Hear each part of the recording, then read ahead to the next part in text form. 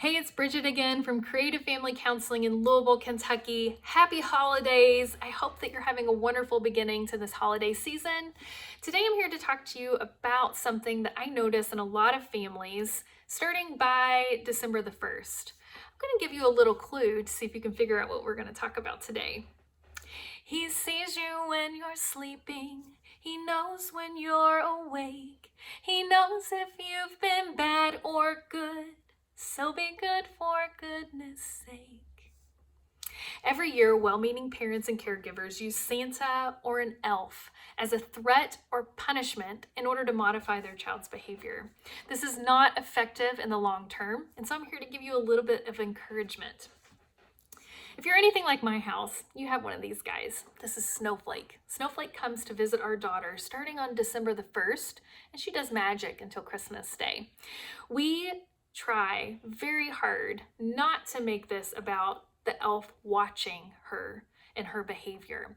Oftentimes, if you have an elf that watches, and if you use language and narratives such as the elf is watching is going to tattle on you to Santa Claus, that introduces shame into the fun magic of an elf that lives in your household.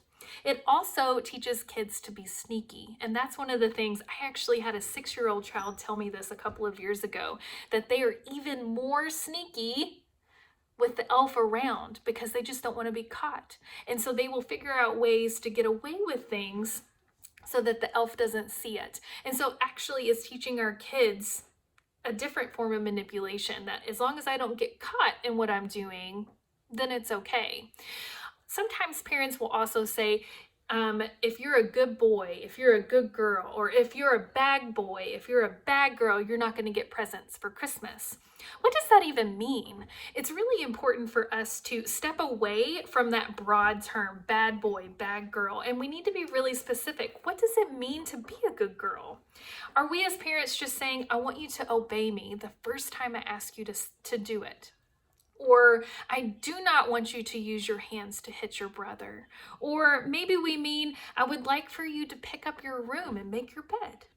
Why aren't we saying those things? It's really important for us as parents to be specific in what we want our kids to do so that they're meeting our expectations. So as parents, I would invite you to step away from that broad language of bad boy, bad girl, good boy, good girl, and step into being really specific in what our expectations are for our kids. It's a very important thing for us to move towards. If we enlist Santa or the elf as a form of manipulation in our home, it's only going to be effective short term. It's going to end maybe Christmas Day, for sure, by the next day. And so it's important for us as parents to be consistent in how we discipline our children long term. And so it's important for us to use natural and logical consequences. Remember the phrase, empty threats are broken promises. If you threaten something, be prepared to follow through with it. 9 times out of 10, I would almost say 10 times out of 10, when you say you're not going to get presents from Santa, you don't mean it. A kid's going to get presents on Christmas Day more often than not.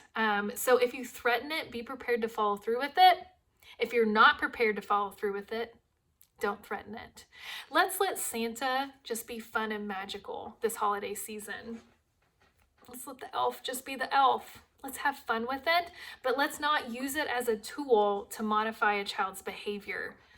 That's our job as parents, to teach, to model how we want them to behave. We want our kids to do the right thing because it's the right thing. And oftentimes as parents, we have to teach that to them so that they will end up becoming adults who are productive and helpful within their communities and their families.